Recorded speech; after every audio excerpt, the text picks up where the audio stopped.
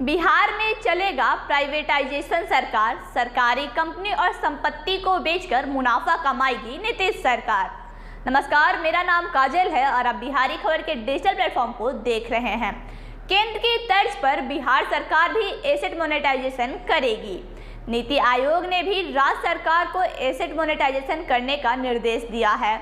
आयोग से मिले निर्देश के बाद राज्य सरकार ने भी इस दिशा में तैयारी शुरू कर दी है।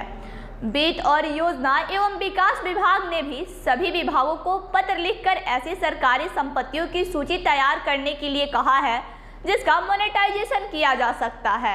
नीति आयोग ने किन किन तरह की संपत्तियों का मोनेटाइजेशन किया जा सकता है, इसकी सूची भी राज्य को भेजी है। इसी सूची के अनुरूप राज्य सरकार ने अपने विभागों को कमर्शियल जमीन, भवन, सरकारी hotel, guest house, bus stand की जमीन और बंद पड़ी औद्योगिक इकाइयों की लिस्ट बनाने को कहा है। इसके लिए विभागों में नोडल अधिकारी भी नियुक्त करने का आदेश दिया गया है। पटना में Bankipur bus stand, Pataliputra hotel और सुल्तान पैलेस को मोनेटाइजेशन के लिए राज्य सरकार प्रयास कर रही है।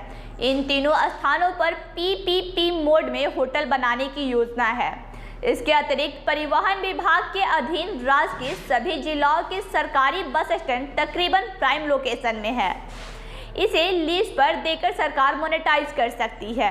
वहीं पर्यटन विभाग के अधीन वाले होटल को भी मोनेटाइज किया जा सकता है। झारखंड में बिहार के स्वामित्व वाली औद्योगिक इकाइयों को भी सरकार लीज पर देगी।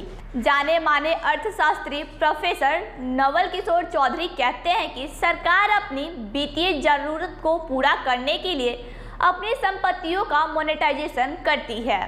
कोरोना के कारण सरकार के राजस्व पर दबाव है।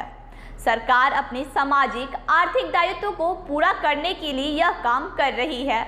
राजस्व बढ़ाने के दो ही तरीके हैं, पहला टैक्स बढ़ाकर और दूसरा संपत्ति को लीज पर देकर या बेचकर। नीति आयोग ने अपने निर्देश में कहा है कि जिन संपत्तियों का अधिकतम उपयोग सरकार नहीं कर पा रही है उनका मोनेटाइजेशन करे।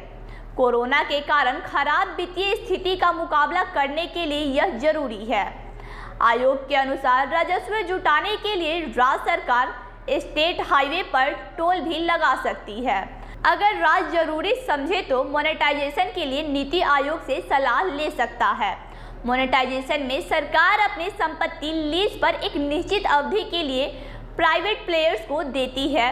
इसके जरिए सरकार राजस्व जुटाती है। वहीं निजीकरण में सरकार अपने शेयर बेचकर मॉनिटरिंग की भूमिका में चली जाती है।